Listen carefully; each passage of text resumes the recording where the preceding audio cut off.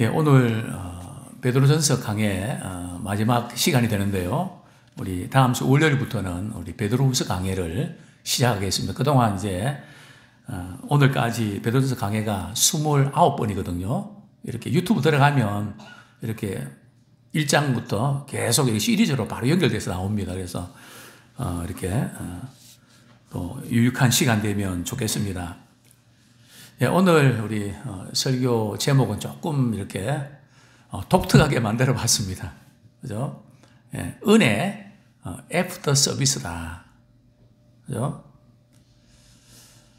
많은 사람들이 이렇게 교회에 와서 말씀 듣고 이제 은혜를 받았습니다. 이야기를 이제 많이 하는데요. 저는 마음 한가운데 이런 걱정이 듭니다. 은혜 받은 게 뭔데? 또 은혜 받은 이후에 어쨌다는 건데, 그죠? 그래서 이 은혜 받았다는 것이 이렇게 일회용처럼 들리는 것 같아서 그게 아닌데, 그래서 좀 은혜 받은 이후에 어떻게 되나? 어떤 분들은 이렇게 기도 응답을 받고 참 하나님께서 은혜 베풀어 주셨다고 너무너무 좋아하던 그분의 표정이 한 열흘 지나서 말이죠. 목사님, 한 가지 궁금한 게 있는데요. 제가 기도해서 응답 받은 게 그게 우연하게 된 건지 정말 하나님이 응답해 주셔서 그렇게 된 건지 잘 모르겠어요. 그러니까 벌써 이 은혜 받은 것을 열흘 만에 뒤집기를 하는 거거든요. 그죠?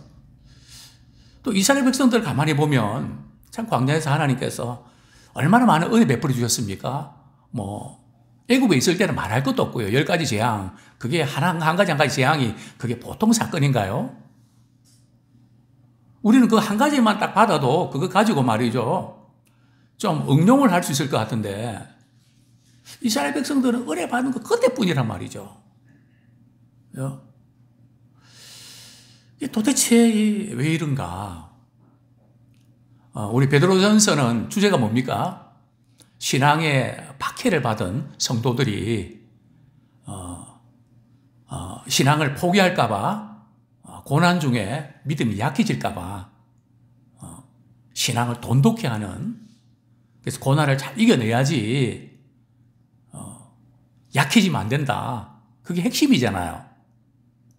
고난 중에 가장 필요한 것이 뭘까요? 고난 중에 필요한 것은 은혜입니다.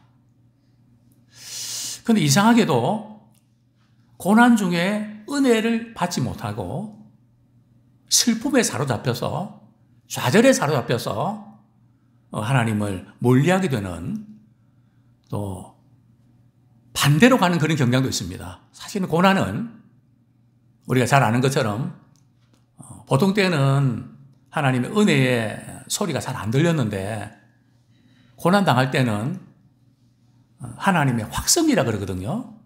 하나님 은혜가 더 크게, 더 절실하게 경험되어진다는 거죠. 그래서 사도 베드로가 이 고난 중에 베드로전서 1장에서 계속 이렇게 강조하고 있는 부분들이 바로 은혜인데요. 참 모든 것이 은혜다. 당연한 것 하나도 없고 모든 것이 은혜다. 그런데 저는 첫 번째 이렇게 도전드리고 싶습니다. 모든 것이 은혜라는 것이 팩트입니까? 진짜 그렇습니까? 은혜는 말이죠. 어떤 것은 은혜고 어떤 것은 은혜가 아닌데요. 그렇지 않습니다. 한 반 정도는 은혜고요. 반은 그냥 어떻게 살아왔는지 모르겠어요. 그죠? 또 어떤 분들은 반에 미치지 못하고 자꾸 은혜를 분명히 받은 것 같기는 같은데 나머지는 그냥 이렇게 살아온 것 같아요. 그런데 어느 한순간 말이죠. 정말 모든 것이 하나님의 은혜다. 그것이 깨달아지는 그 순간이 가장 행복한 시간입니다. 새로운 은혜를 받는 것도 중요하지만 받은 은혜가 말이죠. 당연한 게 아니고 모든 것이 은혜구나. 그게 딱 깨달아지는 그 순간에 은혜의 세계가 열립니다. 아무쪼록 자, 모든 것이 은혜라는 것이 팩트가 될 수 있기를 소원합니다. 우리 먼저 고난 중에 왜 은혜가 필요한지 베드로 사도는 참 은혜에 대한 단어를 많이 쓰고 있는데요. 베드로전서 1장 2절 말씀 한번 같이 보겠습니다. 베드로전서 1장 2절 시작. 곧 하나님 아버지의 미리 아심을 따라 성령이 거룩하게 하심으로 순종함과 예수 그리스도의 핏부림을 얻기 위하여 택하심을 받은 자들에게 편지하노니 은혜와 평강이 너희에게 더욱 많을지어다. 보통 이제 편지를 보낼 때에 문안인사의 어떤 표현으로 은혜와 평강이 있을지어다. 사도 바울도 늘 이런 표현 많이 쓰잖아요. 편지라서 그런 건가요? 자, 우리 또 1장 10절 한번 보겠습니다. 1장 10절. 다시 읽겠습니다. 시작. 이 구원에 대하여는 너에게 임할 은혜를 예언하던 선지자들이 연구하고 부지런히 살펴서, 선지자들이 이 영혼의 구원에 대해서 늘 연구하고 이렇게 깊이 살펴봤는데 그 은혜를, 그죠? 이 은혜를 예언하던. 자, 우리 13절 한번 보겠습니다. 시작. 그러므로 너희 마음의 허리를 동이고 근신하여 예수 그리스도께서 나타나실 때에 너에게 가져다 주실 은혜를 온전히 바랄지어다. 예수님 다시 오실 때에 우리 하나님께서, 우리 주님께서 우리에게 가져다 주실 은혜를, 우리는 이제 현재 은혜를 우리가 사모하지만 또 과거에 받은 은혜를 추억하지만 장차 오실 그 주님의 크신 은혜를 우리가 사모하는, 기대하는. 사실 저는 충교대신방이 사실은 기대가 많이 됩니다. 왜 기대가 되는가 하면 하나님께서 각 가정마다 어떤 말씀을 주실까 저도 모르거든요. 제가 무슨 이렇게 생각해서 이렇게 이 가정에 이 말씀 드려야 되겠다. 저는 이 중교대신방에 하나님 그 가정에 필요한 말씀 주십시오. 또 그 가정에 우리 하나님 모든 형편과 사정 아시지 않습니까? 누구에도 말 못할 그런 부분들 주께서 은혜 주셔서 그 부분 풀어주십시오. 매듭이 좀 풀어지게 해주십시오. 관계가 회복되게 해주십시오. 그건 제가 하는 것이 아니고 주께서 우리 주님이 은혜를 주셔야 가능하죠. 하나님께 어떤 은혜를 우리가 주실까? 주실 은혜에 대해서 사모하면서 우리가 기다리는 우리 모두가 되기를 소원합니다. 또 우리 4장 10절 같이 읽겠습니다. 시작. 각각 은사를 받은 대로 하나님의 여러 가지 은혜를 맡은 선한 청지기 같이 서로 봉사하라. 우리가 이제 봉사할 때에 그걸 일이라고 생각하면 부담이 되거든요. 물론 봉사하는 것도 일이긴 일이죠. 근데 무엇을 따라서요? 은혜를 맡은 청지기같이 봉사하라. 하나님께서 베풀으신 은혜를 내가 무엇으로 보답할까? 베풀으신 은혜를 내가 받고만 이거 끝날 것이 아니라 주님의 피로사인 몸된 교회 또 우리 성도들에게 이 은혜를 어떻게 흘려보낼까? 은혜를 맡은 선한 청지기같이 서로 봉사해라. 그러니까 이 봉사는 단순한 일이 아니라 하나님께 베푸신 은혜에 대한 표시고요. 은혜에 대한 반응이고 은혜를 흘려보내는 통로입니다. 자, 우리 5장 5절 보겠습니다. 5장 5절 시작. 젊은 자들아 이와 같이 장로들에게 순종하고 다 서로 겸손으로 허리를 동이라. 하나님은 교만한 자를 대적하시되 겸손한 자들에게는 은혜를 주시느니라. 하나님께서는 우리에게 은혜를 그렇게 주고 싶어 하신단 말이죠. 그래서 우리가 믿는 하나님은 은혜가 풍성한 우리 하나님이시죠. 자, 구체적으로 그 은혜가 어떤 은혜입니까? 10절에 보면 모든 은혜의 하나님, 곧 그리스도 안에서 너희를 부르사. 그죠? 정말 우리는 죄와 허물로 죽을 수밖에 없었던 우리들인데 예수 그리스도께서 우리를 위해서 십자가에 못 박혀 죽으심으로 또 우리가 그분을 믿음으로 하나님의 자녀가 되었고 또 하나님이 우리를 부르셨다는 거. 제가 이전에도 종종 말씀을 드리곤 했습니다. 간혹 이제 종회 저희 교단 사무실 갈 때 전철을 타면 3호선 타면 종로 상가에서 1호선으로 갈아타거든요. 종로 5가에 참 사람들이 많이 오고 갑니다. 그럴 때 말이죠. 누군가 저를 불러줬으면 좋겠는데 아무도 불러주는 사람이 없습니다. 그 지나가는 사람 보고 나 좀 불러주지 왜 그냥 지나가요? 근데 지나가는 사람이 아니라 만물을 창조하시고 구원하시고 장차 이 세상을 심판하실 창조자 하나님께서 우리 한 분 한 분들을 창세전에 우리를 불러주셨단 말이죠. 나 같은 사람을 하나님께서 불러주셨다. 그죠? 정말 감동이죠. 완전 감동이죠. 불러주셔서 말이죠. 어떻게 하셨나요? 자기의 영원한 영광에 들어가게 하신. 그래서 불러주신 걸 끝난 게 아니라 자기의 영원한 영광이 뭡니까? 그죠? 우리 주님 다시 오실 때 천국의 처소로 말이죠.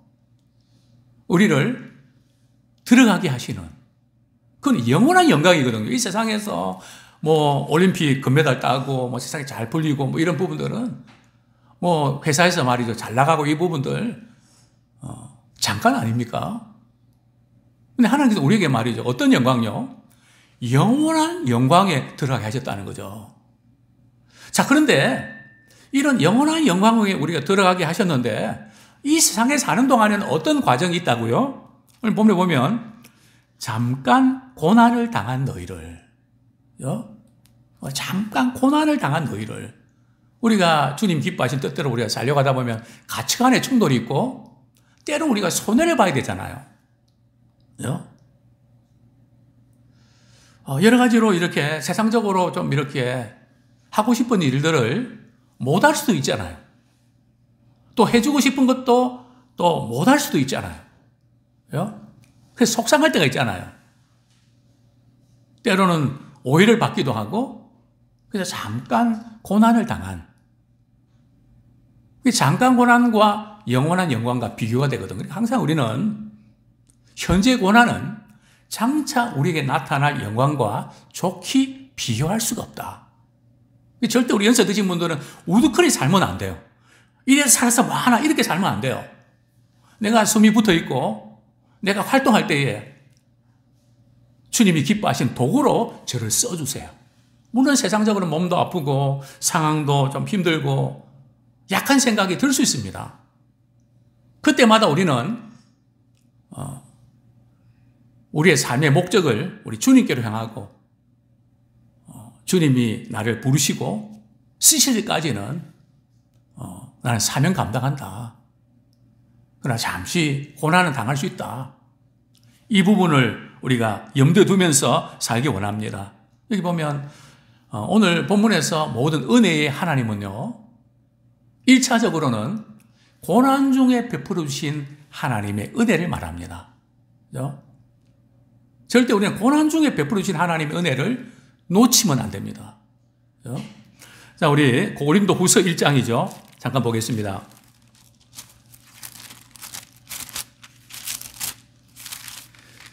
참 고난 자체는 우리가 피하고 싶은 것이 사실이지만은 또 다른 차원이 있죠. 고린도 후서 1장 5절 말씀 4절 5절 같이 읽겠습니다. 시작. 우리의 모든 환난 중에서 우리를 위로하사 우리로 하여금 하나님께 받는 위로로서 모든 환난 중에 있는 자들을 능히 위로하게 하시는 이시로다. 그리스도의 고난이 우리에게 넘친 것 같이 우리가 받는 위로도 그리스도로 말미암아 넘치는도다. 그죠?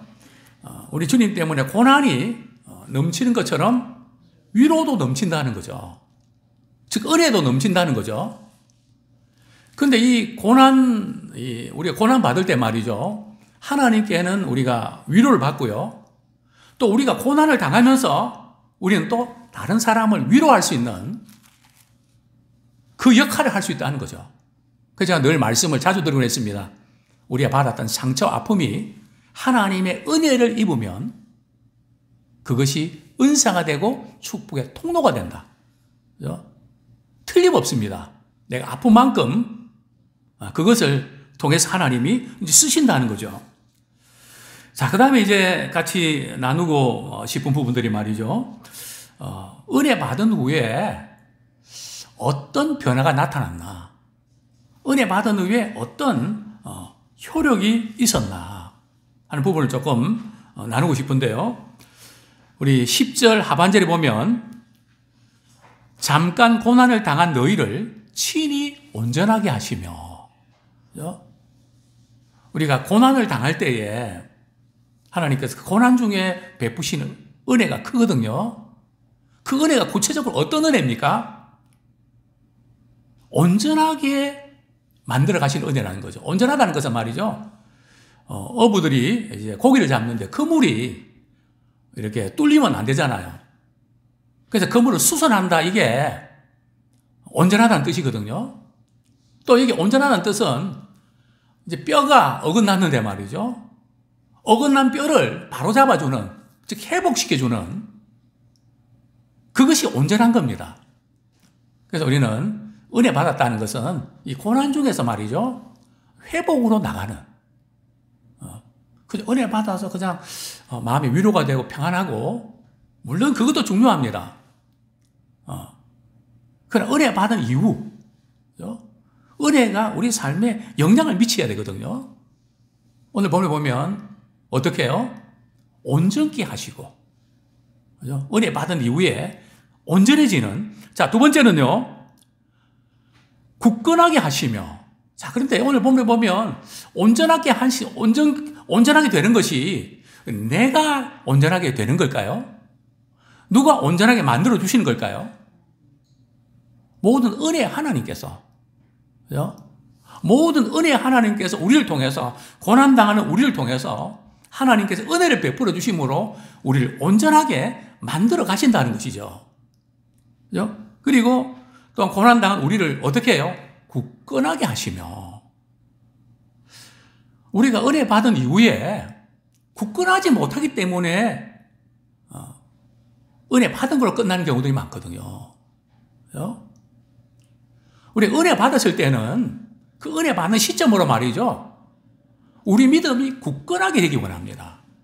그죠? 떠내려 보내면 안 된다는 거죠. 그죠? 이게 굳건하게 한다는 것은 말이죠. 은혜가 제자리를 찾도록 말이죠. 은혜 안에서 제자리를 찾는다는 거거든요. 오문에 보면 그렇습니다. 그래서 성경에 보면 은혜 속에서 강해라. 그죠? 그 은혜는 그냥 이렇게 흘러가는 게 아니고, 은혜를 통해서 말이에요. 은혜를 받은 우리가 마치 보약을 본 것처럼 강해지고, 또 체력이 좀 좋아지는, 우리 은혜 받은 우리 성도는 굳건해지는 그런 우리가 되기 원합니다. 그리고 강하게 하시며, 은혜 안에서 강해지는,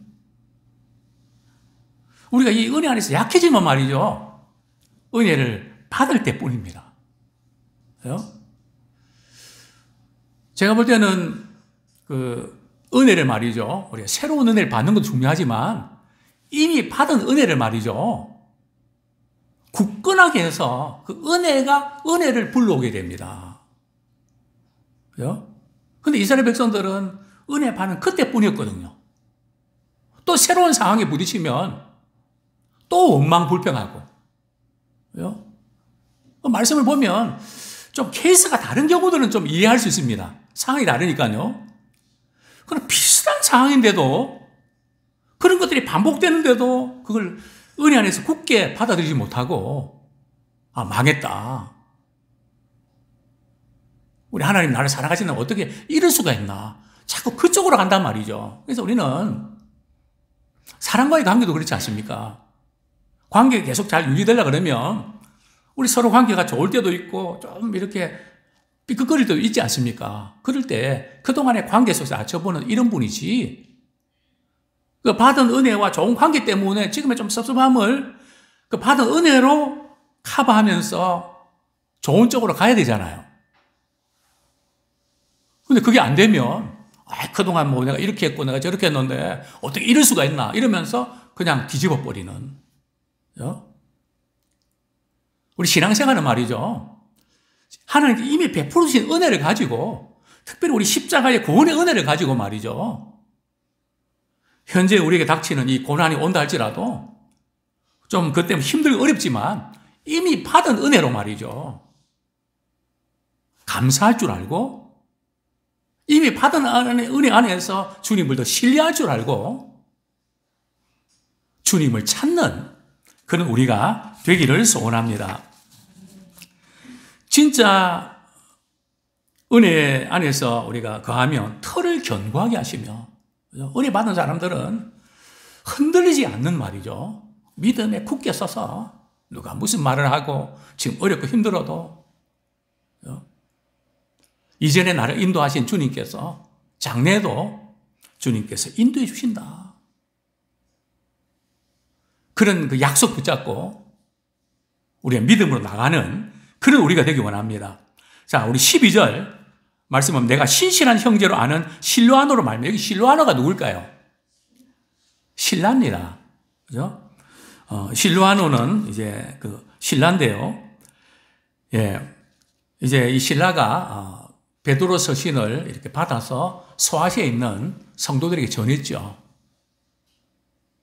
그래서 이 베드로는 빌라를 가르쳐서 신실한 형제. 우리 믿음의 사람들은 신실한 형제가 되기를 소원합니다. 이것이 하나님의 참된 은혜임을 증언하노라. 너희는 이 은혜에 굳게 서라. 이게 참된 은혜가 뭘까요? 고난을 통해서 베풀어진 은혜가 참된 은혜라는 거죠.